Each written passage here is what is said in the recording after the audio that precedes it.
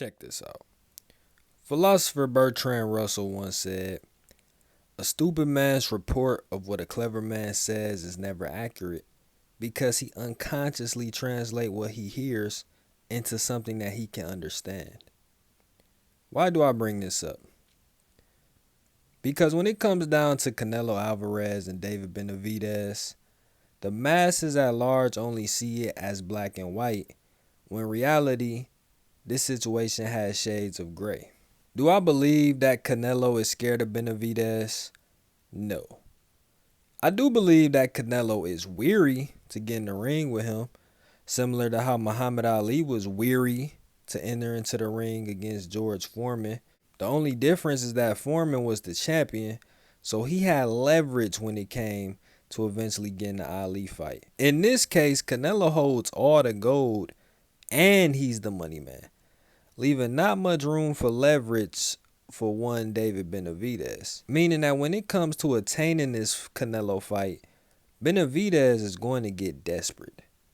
And I'm pretty sure Canelo knows that Benavidez is the biggest fight he can make right now, but it's also a fight that can reach a higher dollar value than where it's currently standing at.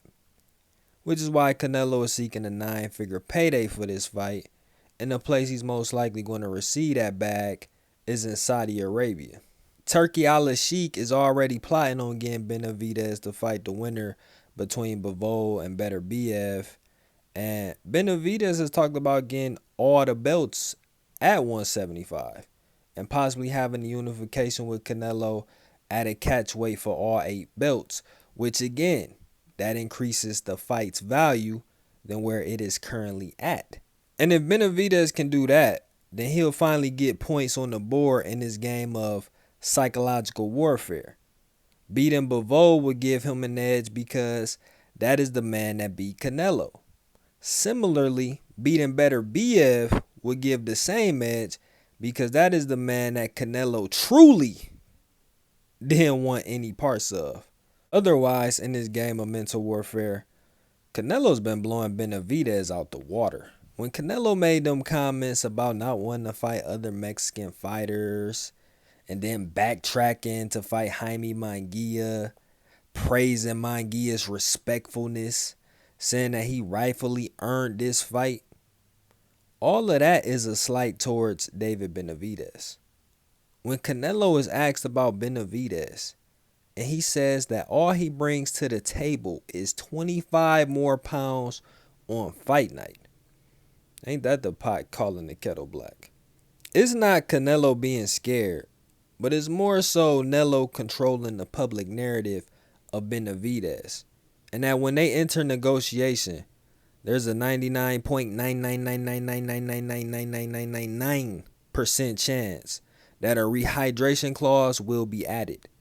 And when it's also reported that Canelo feels disrespected by the comments that Benavidez and his team has made, the way that they'll recompense for that is by accepting all the terms and demands that Canelo wants in negotiations. And these things are not new in boxing. Canelo learned this from Floyd. Floyd learned it from De La Hoya. Pacquiao only fought Cotto because he accepted the catch weight. Before the super clash that happened in 1987, when you go back 4 years earlier in 1983, Leonard would take the Hagler fight only if it happened at 154 pounds. So this thing where people are saying that, oh wow, this isn't fair. Boxing isn't fair. Life in itself isn't fair. So you must deal with the cards that you were dealt with. The money man always gets to choose and decide the fights that he wants to take and the exact terms of said fight. As I said in the Face of Boxing video, David Benavidez had the WBC title. The one that Canelo was walking around with, yeah, he had it twice and he lost it both times due to being undisciplined. Which, if he had kept those belts, he would have been fought Canelo, or at least had some leverage for the fight to take place, because right now Canelo has no reason to fight Benavidez. He already has a Hall of Fame career. So him not fighting David Benavidez isn't affecting his legacy. On top of that, the WBC gave Canelo a franchise belt before, so he could avoid his mandatory. So it's obvious that they have mob ties, allegedly. So, of course, they're not going to enforce Canelo to fight Benavidez in the same way how a teenager might have done something dumb and reckless to land themselves in prison. If they were to ever get out, depending on the severity of the crime, it's going to be extremely difficult for them to find suitable employment. For David Benavidez, he's going to have to travel the path of most resistance. That might include fighting Dimitri Bivol or Better BF. Hell, he might even have to fight both of them. Possibly a bout with David Morrell. Anything that will make him valuable enough for Canelo to fight. Because taking on the toughest challengers and beating them while also raising up your name value is how you get the money man's attention. But don't get it twisted. If Canelo thought that Benavidez was easy work, Canelo would have scheduled the fight already. That's why these mind games are taking place to begin with. After the Jermell Charlo fight, Canelo stated that nobody could beat that version of him that night.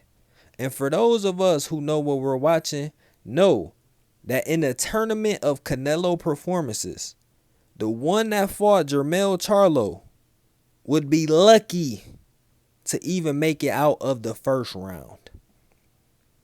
The Canelo that fought Amir Khan or Chavez Jr., the first two Triple G fights, all of those Canelos would have stopped Charlo that night. It's pretty obvious that Canelo has lost a step. His punches aren't as explosive. He don't throw as many combinations as he used to. He rather load up for a single shot. He was never athletic to begin with, and it seems like his overall movement is just becoming slower. Plus, Benavidez hits dangerously hard and can combo those punches together like a fat kid at his favorite fast food joint. Remember, Dimitri Bivol could have stopped Canelo in their fight if he didn't take his foot off the gas in the second half of the bout. And I can clearly see with my own two eyes that Benavidez hits a lot harder than Dimitri Bivol. And if I'm able to pick up on these things, I'm pretty sure Canelo and his team know these things as well. So when this fight does happen, Canelo is going to want every handicap and advantage possible at his disposal. Hence the reasoning behind these mind games. And as long as David Benavidez doesn't have anything to offer, the same cycle will continue to repeat itself, where people are going to say that one guy is supposedly scared while the other guy should have the fight handed to him without testing himself against other highly ranked fighters. I predict that late 2025 is when this eventual fight will take place. But that's only if both men can keep their momentum intact and not suffer some type of derailment on their road to this inevitable collision course. Peace.